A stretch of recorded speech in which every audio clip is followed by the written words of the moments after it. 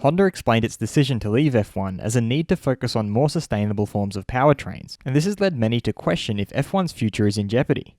Some have even suggested that F1's electric counterpart, Formula E, could benefit from all this. Formula E's founder and CEO Alejandro Agag has given his thoughts on this. I'm your host Dillon Shelley, and first up on Formula World, is Honda's departure from F1 good for Formula E? Agag began by giving his views on the effect of Honda's departure from F1.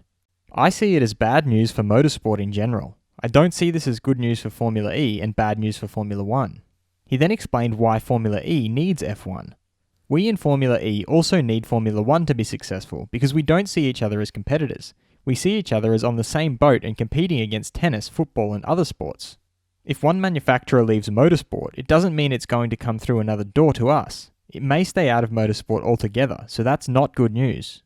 He signed off by detailing his views on the future of motorsports. There will always be a space for combustion motorsport, but it won't be related to the industry. I think the industry will eventually focus on electric motorsport. Fast feed. McLaren's team principal Andreas Seidel thinks that not only from a personal point of view, but also from an F1 perspective, it is important that they have a race in Germany. There is a lot of motorsport history in this country. His driver Carlos Sainz hopes that one day they will all be able to drive the same F1 car and see who is the fastest. He also feels that at the end of the day, the F2, F3 or the Rallycross is something complementary to F1. His teammate Lando Norris pointed out that McLaren is a fun place now. It's enjoyable, but they do need to get the balance right with having fun and being professional. He also feels that with Daniel Ricciardo being the fun guy of the paddock, it will be another good boost for the team next year. Williams' acting team principal Simon Roberts has stated they are only going to spend money on the parts that are really needed. Sebastian Vettel thinks it would be fun if they had the chance in touring cars or something where they could race each other hard.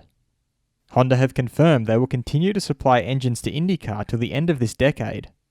Former F1 driver Robert Dornbos feels that the Ferrari car is not efficient enough on the straights, does not have a good aerodynamic balance, and the mechanical grip is also far from ideal. And he further explained that for a long time their good engine was able to disguise all the problems, now that's all coming up. Is the future of motorsport electric? Head over to my community page to vote in the poll and let me know what you think in the comments. And if you like this video, feel free to subscribe and check out my others for all the latest in the world of Formula 1.